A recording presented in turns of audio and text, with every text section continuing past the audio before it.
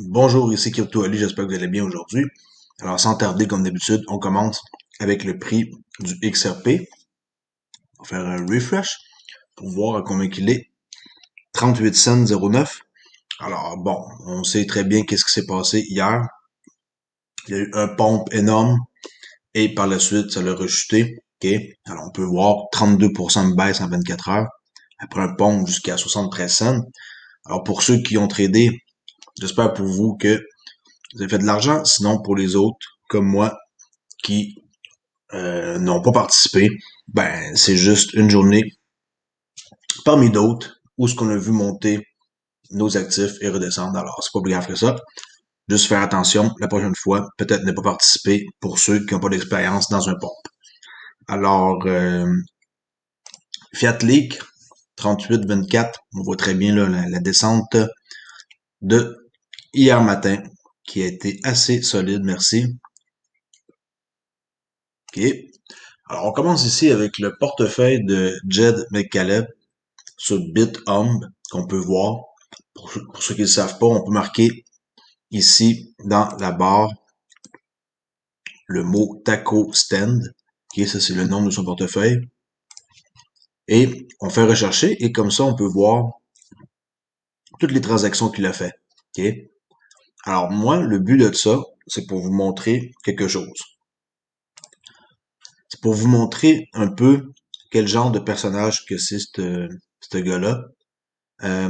On peut mettre un mémo là, qui est dans les transactions et on voit que des fois, il fait le minimum d'une transaction et il va marquer comme par exemple Stellar est toujours derrière, ok, avec un bonhomme sourire.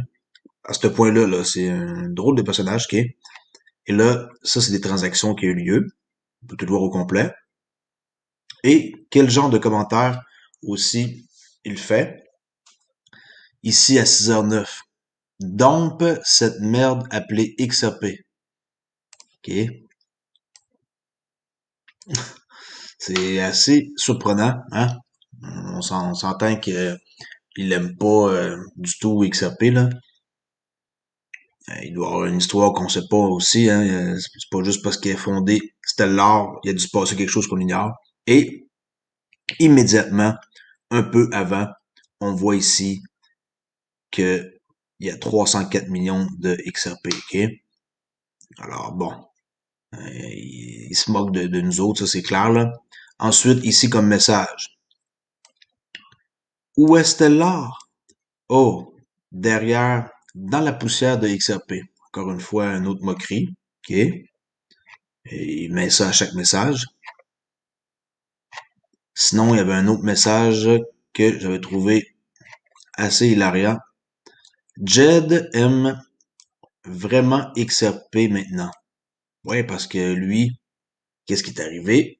Au cas où les gens le savent pas, c'est que Monsieur Jed McCaleb, lui, là on regarde le XRP Weekly, qui est une semaine. Lui, qu'est-ce qu'elle atteint, là, mettons, on va dire 65, 64, 65 dans les alentours ici. Je dirais à peu près ici, là, 68, peu importe. Lui, il l'a vendu. Alors, c'est pour ça qu'il y a une chandelle comme ça, entre autres. Alors, il se moque de nous autres en nous disant des petits messages cachés dans BitHub, ici, les transactions, là. Alors, allez voir ça, marquez Taco Stand dans la barre de recherche et vous allez pouvoir voir un peu le genre de personnage que c'est Monsieur Jed McCaleb. OK? Je mettrai au pire le lien dans la description si vous vous rappelez pas qu'il faut marquer juste le mot Taco Stand comme qu'on voit ici. OK? Ici, j'ai trouvé une riposte que Ripple fait par rapport à la SEC, qui est le 29 janvier. Et je voulais juste vous lire une cotation immédiatement, qui est le XRP fonctionne comme un moyen d'échange, une monnaie virtuelle utilisée aujourd'hui dans les transactions internationales et nationales, qui déplace la valeur entre les juridictions et facilite les transactions. Ce n'est pas un titre et la SEC n'a pas le pouvoir de réglementer en tant que tel. OK? Alors retenez ça. Mettez-vous ça quelque part, un petit mémo pour vous rappeler que le XRP, c'est un moyen d'échange. Une nouvelle sur le bassiste de Kiss, ok? Tout le monde connaît Kiss, là, ceux qui se mettent des masques, là, ben, pas des masques qui se maquillent. Alors, il s'appelle Jenny Simon. Il a acheté du Dogecoin et XRP. Et on va aller voir le tweet un peu plus bas dans cette page. Alors, le musicien de rock Jenny Simon a déclaré qu'il détenait Dogecoin et XRP dans un tweet aujourd'hui, quelques jours après que les prix des deux ont grimpé en flèche. Alors même que les autres principales crypto-monnaies restent stables. Simons est surtout connu comme le bassiste du groupe rock américain Kiss, qu'on voit ici, là. Et ça, c'est le tweet qu'on va voir à l'instant, que j'ai traduit en français, là, qui dit « Ne recommandez aucun de ces produits à personne, mais oui, j'ai aussi acheté Dogecoin XRP entre autres. Faites-en ce que vous en voulez. » Bon, en anglais, c'est un peu différent, là, mais la traduction est quand même pas si mal. Alors, lui, en passant, c'est un homme d'affaires redoutable, là. Selon qu'est-ce que j'ai lu, là, il est très, très, très malin. Mais c'est parce qu'il a acheté du Dogecoin, c'est malin. En tout cas, on sait pas. Peut-être qu'il y a des choses qu'on ignore, là, malgré que c'est sur le réseau Flare et que ça a une utilité maintenant. Alors, je crois que c'est une bonne idée, mais c'est pas un conseil financier d'en acheter, là. Moi, je vois pas pourquoi que je me procurerais des Dogecoin, là. Moi, je crois à des projets beaucoup plus élaborés que juste des mimes, là. Bon. KFH, membre de RippleNet, lance des paiements transfrontaliers vers la Turquie. Bien que Ripple fasse face à deux poursuites de la SEC des États-Unis, ces produits semblent toujours être très recherchés. Selon une mise à jour récente de l'un des plus anciens membres de RippleNet, la Kuwait Finance House, KFH, elle lance maintenant un service de paiement transfrontalier appelé instantané plutôt vers la Turquie. Conformément à l'annonce, la banque utilisera la technologie de Ripple pour combler le fossé des paiements transfrontaliers vers la Turquie. Kuwait Finance House fait partie des principales institutions bancaires islamiques au monde et est membre de RippleNet depuis mai 2018. Depuis sa mise en ligne sur RippleNet en 2019, la banque envisage de lancer un service d'argent direct étranger transfert en utilisant Ripple vers la Turquie. Alors, c'est vraiment une bonne nouvelle. OK, on va voir ici à quoi ça ressemble. Exemple, un paiement to Kuwait, Turquie has been complete. Là, on voit ici que ça roule sur RippleNet. OK, run on RippleNet. Pour transférer de l'argent instantanément en Turquie. Ici, sur un site, j'ai trouvé un truc intéressant. Peut-être vous remonter un peu le moral suite à qu'est-ce qu'il y en a eu avec le pump and dump et non le pump and hold comme c'était censé être, là. Wall Street Bet, okay, le groupe là, sur Reddit qui ont fait grimper le prix de GameStop, amène les 5 milliardaires les plus riches à subir une perte quotidienne de 20 milliards de dollars. Les 5 milliardaires les plus riches ont eu une performance désastreuse lors de la dernière séance de négociation grâce au groupe étiqueté Wall Street Bet. Okay, Bill Gates, Mark Zuckerberg, Warren Buffett. La perte quotidienne la plus récente des 5 milliardaires s'équivaut à 19,67 milliards.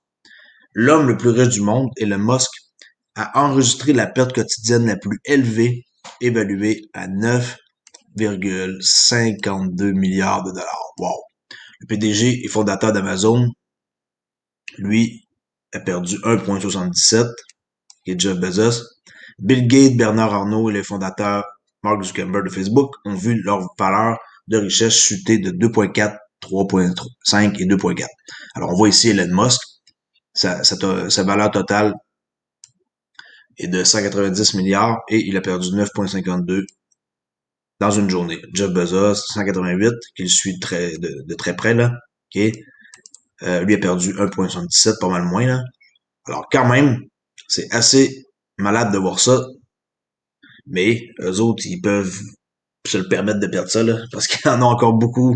Alors, c'est sûr que C'est assez spécial de voir une grosse perte comme ça, là, ça équivaut à un bon pourcentage de son portefeuille, là.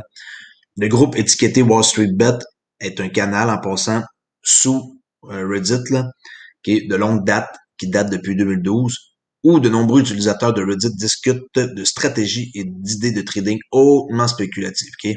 J'ai jamais rien de sûr, là. GameStop, ils ont bien eu leur coup. Ça veut pas dire que la prochaine fois, ça va être pareil, là. Le volume, ici, de trade dans tous les échanges confondus pour XRP, en date là, du premier, 9 milliards 945 millions 167 000. 9 milliards ici de XRP trade volume. C'est énorme. Alors, tous les échanges, là. Puis imaginez-vous, là, c'est beaucoup, puis il y a un paquet d'échanges qui sont même plus dans le décor. Alors, je vais vous montrer cette statistique-là que j'ai trouvée. Et pour finir, ici, une autre job de directeur général RippleNet en Europe, à Londres. Alors, si, des fois, il y en a qui connaissent des gens qui ont les compétences, 15 ans d'expérience sur le marché sont essentiels pour appliquer là. Alors, appliquez. That's it pour aujourd'hui. Suivez-moi sur Twitter, ici, à Olivier_XRP, Olivier_XRP. J'essaie de répondre le plus possible. J'ai beaucoup plus d'ouvrages qu'avant. J'ai plus de commentaires, j'ai plus d'abonnés. Alors, ça va avec. Je peux pas me plaindre. C'est intéressant de voir que les gens aiment qu'est-ce que je fais. Puis, moi, en revanche, je vous donne des réponses puis du contenu. Alors, merci de m'avoir écouté et je vous dis à la prochaine vidéo. Au revoir.